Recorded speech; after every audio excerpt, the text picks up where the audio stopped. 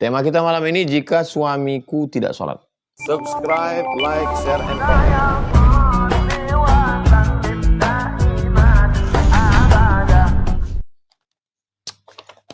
Yang pertama, 1.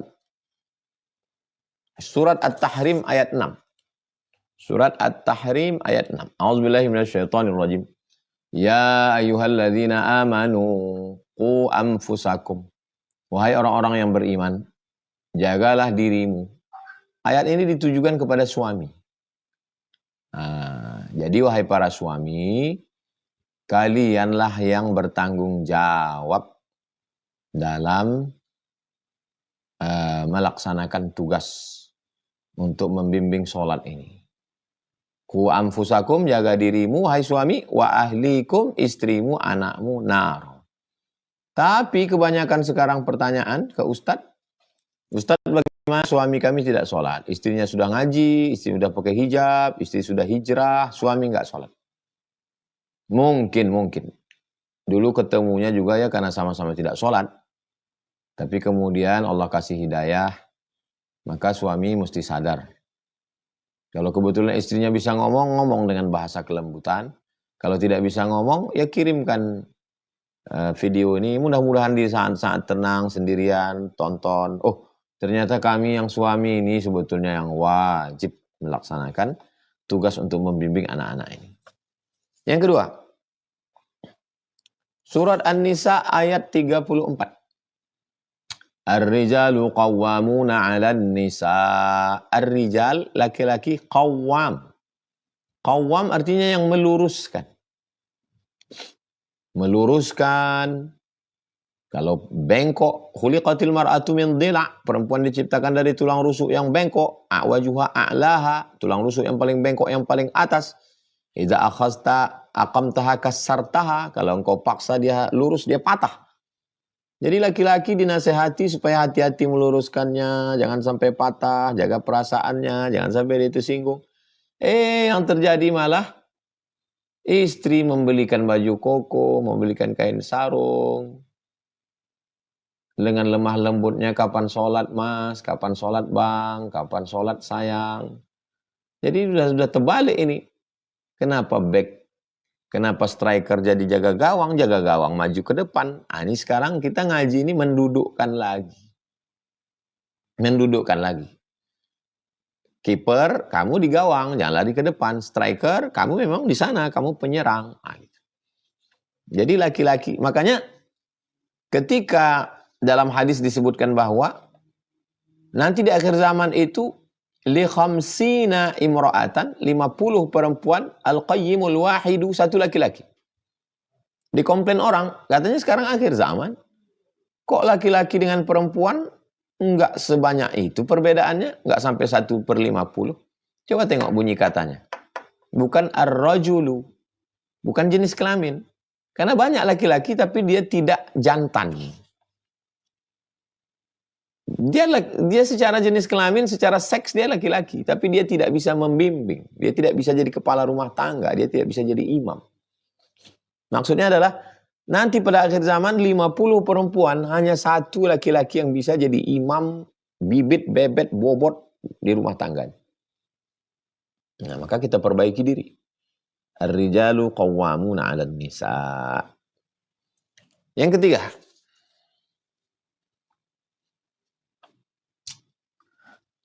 surat Al-Muddathir ayat 42. Ma salakakum fi saqar. Kenapa kamu masuk neraka saqar? Jadi penghuni neraka itu ditanya. Allah nanya bukan karena Allah nggak tahu. Allah mau ngasih tahu kepada orang-orang yang nggak tahu bahwa ada dialog.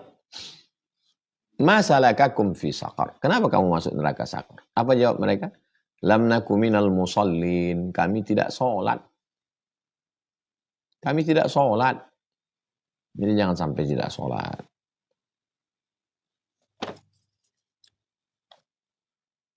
Lalu kemudian surat berikutnya yang keempat. Surat Toha ayat 44. Surat Toha ayat 44.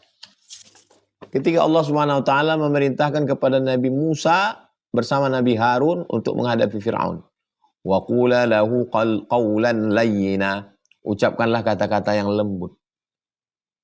Ketika datang seorang laki-laki berhadapan dengan khalifah. Khalifah Harun ar-Rasyid. Kata dia, kamu Harun, ngomongnya kasar. Kata Khalifah Amirul Mukminin Harun ar-Rasyid, saya tidak sejahat Fir'aun dan kamu tidak sebaik Musa. Kenapa omonganmu lebih kasar daripada ucapan Nabi Musa kepada Fir'aun? Ya, maksud saya, ya memang betul suami itu salah. Tapi mungkin bisa jadi dengan kelembutan istri, dia dapat hidayah. Kapan lagi kita ini menikah sudah, anak-anak sudah besar. Kapan lagi kamu menghadap Allah? Kapan lagi sholat? Tengok tuh kawan-kawan sudah banyak yang pergi. Karena kalau keras ini dilawan dengan keras, tanduk kambing menabrak tembok, khawatir temboknya nggak pecah, tanduknya yang pecah. Nah itu jadi ada gaya bahasa. Lalu kemudian yang kelima, surat Al-Baqarah ayat 186.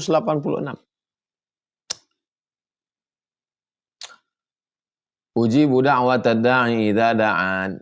Aku mengabulkan doa siapapun yang berdoa. Falyastajibu li, mintalah kepadaku. Minta kabullah kepadaku. Falyastajibu li wal yu'minu bi, percayalah kepadaku. La'allahum yarsyudun. Mudah-mudahan mereka berpikir lurus, berkata lurus, beramal lurus. Salat sunat hajat 2 rakaat. Ya Allah, bukakan pintu hati suami saya. Salat sunat hajat 2 rakaat. Ya Allah, bukakanlah pikirannya supaya lurus, supaya sholat. Sulitkah bagi Allah membuat suami-suami itu sholat? Enggak ada yang sulit. Innama amruhu idza arada syai'an ayyaqula lahu kun fayakun.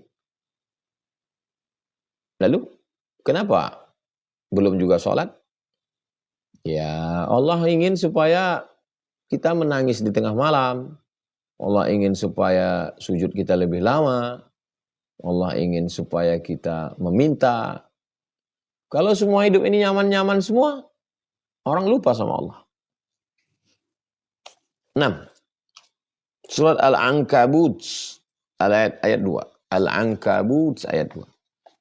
Ahasiban nasu ayyusraku ayyaqulu amanna wa hum la yuftanun? Apakah hasiban nasu, manusia itu menyangka? Ahasiban nasu ayyusraku, apakah manusia itu menyangka mereka dibiarkan begitu saja? Ahasiban nasu ayyusraku ayyaqulu amanna? Apakah manusia itu menyangka mereka dibiarkan begitu saja mengatakan kami beriman, wa hum la yuftanun, padahal mereka belum diuji. Ada orang diuji ekonominya, tidak bisa beli susu anak, baju hari raya nggak pernah dibeli, masih hujan-hujan panas-panasan. Ada orang diuji anaknya, ada orang diuji mertua, ada orang diuji ipar. Nah, jadi jangan seolah-olah kitalah yang paling menderita. Gitu. Ya memang betul, punya suami nggak sholat itu menderita. Tapi jangan juga kita flying victim. Ya orang lain juga punya penderitaan. Penderitaan kita beda-beda. Makanya kalau kita ngobrol, tapi saya juga tidak mau kita meringan-ringankan. Al-Ankabut ayat 2. Ahasiban nasu ayyusraku ayyaqulu amanna. Apakah manusia itu dibiarkan begitu saja? Kami beriman. Wa hum la yuftanun. Padahal mereka belum diuji keimanannya kepada Allah Subhanahu wa ta'ala. Yang ke-7. Hadisnya ada dalam riwayat Imam At-Tabrani, HR Tabrani. Man tarakas salata muta'ammidan. Siapa yang meninggalkan salat secara sengaja, faqad kafara jihara, maka kafirlah dia secara nyata. Kalau bapak, ibu, abang, kakak, adik, sahabat, jamaah pernah mendengar ustadz ceramah, suami yang tidak sholat, maka otomatis istrinya sudah pisah. Soalnya pernah ada yang nanya ke saya, Ustadz katanya kalau suami nggak sholat itu otomatis istrinya pisah ya? Itu ceritanya begini. Berdasarkan hadis ini. Man tarakas sholata muta'ammidan, siapa yang meninggalkan sholat secara sengaja. bukan sakit, bukan demam, bukan tertidur, memang sengaja dia nggak sholat, faqad kafara jihara, maka dia kafir secara nyata, kafir dia. Hadis ini dipahami tekstual oleh mazhab Hambali. Mazhab Hambali mengatakan orang yang nggak sholat itu kafir.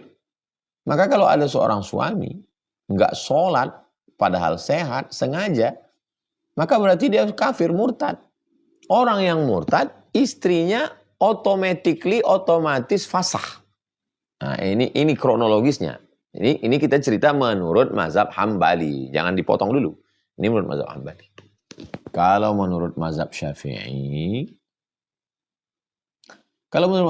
orang yang nggak sholat itu dilihat dulu. Kalau dia nggak sholat karena ingkar, ngejek-ngejek, apa itu sholat? Buang-buang waktu aja.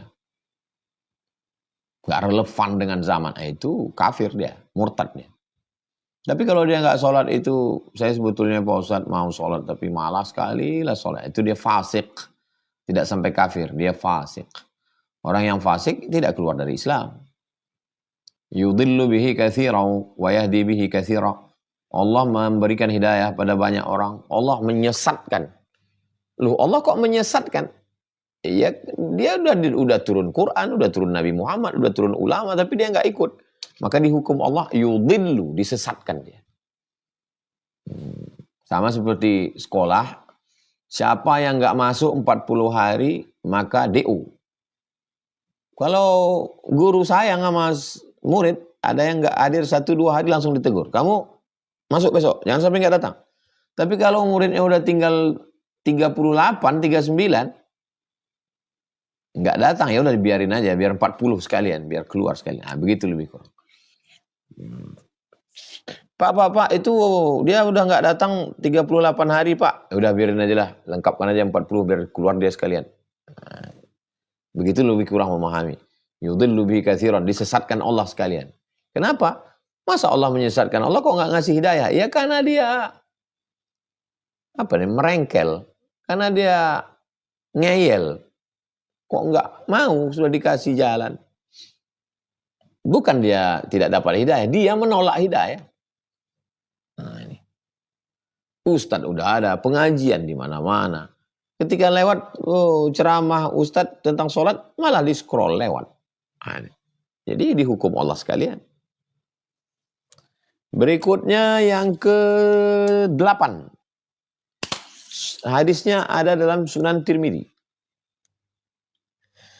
Inna awwala ma yuhasabu bihil abdu yawmal qiyamah. Yang pertama kali dihitung nanti pada hari kiamat adalah salatuhu. Yang pertama kali dihitung salat. Yang pertama kali dihitung nanti pada hari kiamat adalah salatuhu, salat. Idza salahal amalu kullu, kalau salatnya benar, yang lain benar. Wa idza fasadal amalu kullu, kalau salatnya salah, yang lain salah. Maka perbaiki salat. Jangan sampai rajin sedekah, rajin bangun masjid, rajin bantu anak yatim, tapi sholat rusak amal yang lain. Kalau tiang sudah, makanya di Masjid Nabawi itu, mudah-mudahan kita panjang umur, sehat, sampai ke Masjid Nabawi, masuk ke Raudhah, itu ada mihrab tempat Nabi jadi imam dulu. Di sebelah kirinya ada tiang. Coba nanti lihat di tiang sebelah kiri ada tulisan as-sholatu imaduddin. Sholat tiang agama. Sholat itu tiang agama. Kenapa? Karena kalau sudah tiangnya na'udzubillah, kalau tiangnya udah retak, itu dinding-dinding ikut retak. Makanya tiang jalan tol itu semen bulat dengan besi-besi besar. Tiang. Kami kebetulan Ma'had Az-Zahra ini gambut di bawah. Itu ditanamkan 200 tiang ke dalam untuk membangun asrama 36 kamar. Maka jangan sampai tiangnya rusak. Berikutnya yang ke-9. Quran sudah, ayat Quran sudah, hadis sudah. Sekarang logika pikir. Kalau Allah aja dia tinggalkan, kalau Allah saja dia khianati, Allah yang menghidupkan dia, yang mematikan dia, yang memberikan dia nafas, yang memberikan dia jantung, yang memberikan dia buah pinggang, yang membuat dia hidup, Allah aja dia khianati, apalagi kamu. Nah, Nabi Muhammad SAW yang sangat penyayang, Sayyidul Anbiya wal Mursalin, Nabi yang sangat sayang sama dia, mendoakan dia, ngasih dia syafaat. Nabi aja dia lawan, apalagi Ustadz Somad.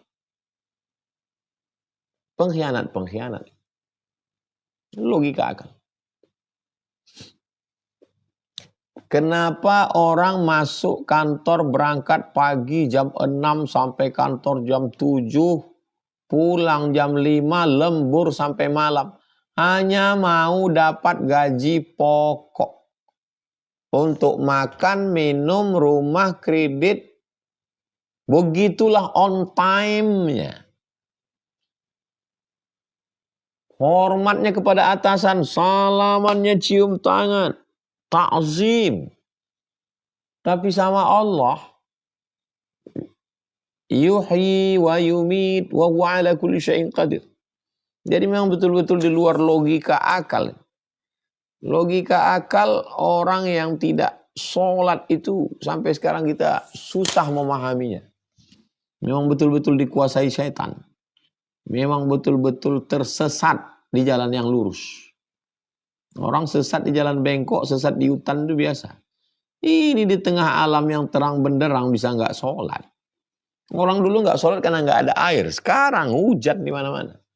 Dulu nggak sholat karena pakaian kotor. Sekarang pakaian 3 lemari. Kenapa nggak sholat? Lama juga saya mikir, kenapa orang nggak sholat ya? Lama baru saya pikir. Makan haram, nonton haram, pikiran haram, kerja haram. Laknat yang paling mengerikan bukan sakit. Laknat yang paling mengerikan adalah ketika hati terkunci. Khatamallahu ala qulubihim wa ala sam'ihim wa ala absarihim ghishawa. Summun bukmun umyun. Summun peka, bukmun bisu, umyun buta. Fahum la ya'qilun. Enggak bisa mikir. La yubsirun, nggak bisa ngelihat. La yarji'un, nggak bisa pulang kembali ke pangkal jalan, tidak menemukan titik balik. Lanjut terus maksiat, zina, homo, LGBT, riba, nipu, bohong. Kalau ada kawan yang ngajak sholat, benci, marah, mati. Mati di ruang kesendirian, di kos-kosan, karena sakau, karena mabuk, cuci muka, tersungkur dalam bathtub. Tetangga tahunya setelah baunya keluar, darahnya meletus, pecah perut. Datang pemadam kebakaran, buka. Sahabat-sahabat yang dibuat oleh Ustadz Luqmanul Hakim Pontianak membuat pemulia jenazah. Ada satu komunitas pemulia jenazah selalu ditelepon karena Pak Polisi damkar sudah nggak sanggup lagi, belatung, kepala nempel di atas kasur, berhari-hari diangkat lepas kulit badan. Dalam kesendirian, sunyi di tengah keramaian. Kota metropolitan hiruk pikuk heboh. Tapi dia sunyi di tengah keramaian, gak kenal orang, azan bersaut-sautan. Anjing aja peduli. Allahu Akbar, Allahu Akbar. Oh. Dia gak ada peduli sama sekali. Akhirnya mati. Jenazah dibawa juga ke masjid. Disolatkan juga oleh orang beriman. Mau sampai kapan? Mau sampai kapan? Na'udzubillah. Tidak ada jalan lain kecuali kembali ke jalan Allah, bertaubat, berhijrah, memperbaiki diri. Illa man taba, orang yang bertaubat, wa amana, beriman, wa amila amalan salihah, beramal saleh. Ulaika, mereka itu yubaddilullahu sayyiatihim, semua perbuatan jeleknya hasanat, dirubah Allah menjadi kebaikan. Ma min muslimin yuznibu dzamban, kalau ada yang khilaf salah berdosa, summa yatatahhar, kemudian dia mandi, berwudu, summa yusalli rak'ataini, salat sunat 2 rakaat, summa yastaghfirullah, minta ampun kepada Allah, astaghfirullahalazim, Astaghfirullahaladzim alladzi la ilaha illa huwal hayyul qayyum wa atubu ilaih. Tsumma yastaghfirullah minta ampun illa ghafarallahu lah. Allah mengampunkan segala dosa-dosanya. Ibu, kakak, adik, jangan pernah bosan ngajak suami, jangan pernah bosan mendoakan mereka, jangan pernah bosan minta kepada Allah. Jangan pernah bosan. Itu adalah ladang amal. Suami-suami, mau sampai kapan kalian tetap enggak sholat? Mau sampai kapan kalian akan tambah tua? Kalian jadi ayah, akan jadi kakek, akan jadi mertua. Pada akhirnya kita akan menua. Pada akhirnya kita akan mati. Bekal kita yang pertama adalah sholat. Asyhadu an la ilaha illallah. Asyhadu anna Muhammadar Rasulullah. Wa tuqimas sholat. Wa tu'tiyaz zakah, bayar zakat. Wa tusuma Ramadan. Puasa di bulan Ramadan. Wa tahujjal baita, baru haji ke Baitullah. In istata'ta ilaihi sabila. Itu pun kalau mampu. Subscribe, like, share, and comment.